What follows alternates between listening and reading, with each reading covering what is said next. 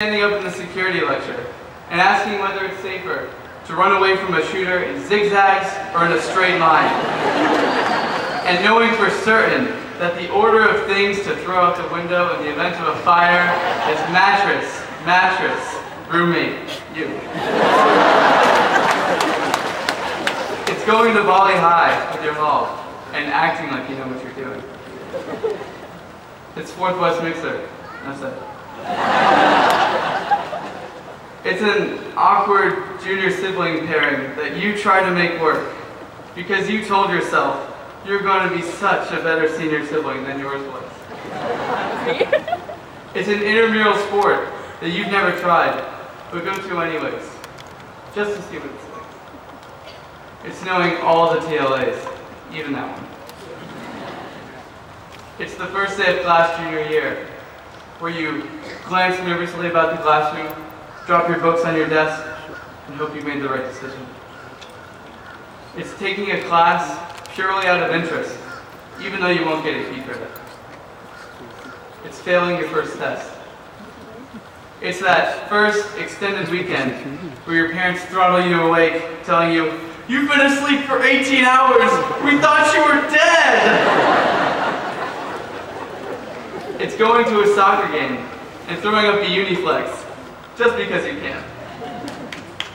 It's going to an IVIS in search of snacks and leaving, having found some new friends.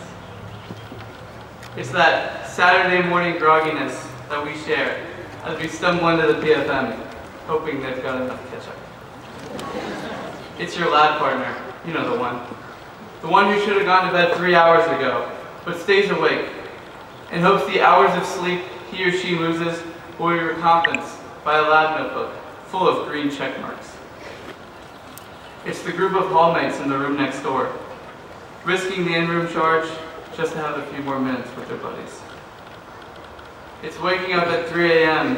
and sighing as you notice the huge drool spot you left on your heap, pages 1019 to 1053. It's knowing for certain what your favorite restaurant on 9th Street is. It's living 2 doors down from a Siemens finalist. It's Facebook. It's 4:30 p.m. during second trimester, and the sun has already set. It's looking at convocation pictures and repeatedly exclaiming, "Man, I can't believe how tan we all were."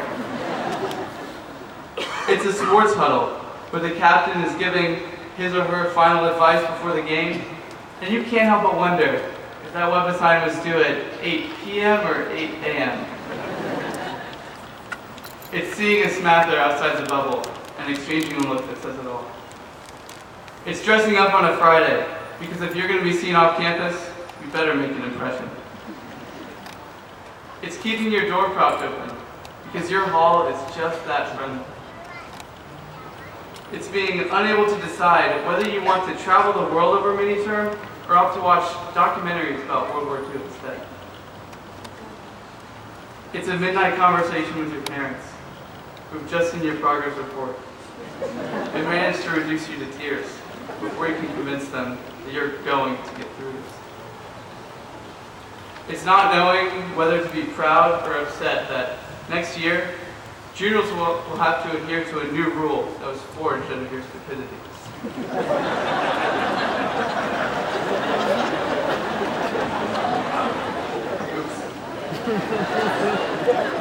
It's prom night, where the whole community collectively looks itself in the mirror and says, "I wish I had time to look this good."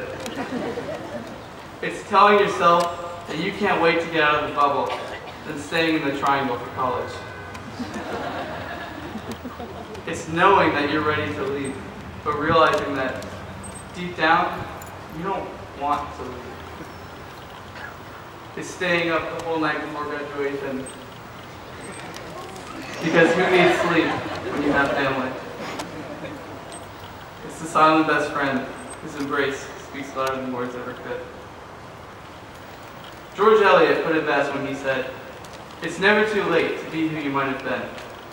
So, as we seniors move into a brand new community next year, as our beloved baby juniors move up to rule the school, there's no room to brood about regrets you may have. Instead, Push ahead. Be your own change, and live out your life the way you want to live it. And always remember that through the laughter and the tears, the friendships and the drama, the broad generalizations and the specific memories, NCSSM is home. Thank you.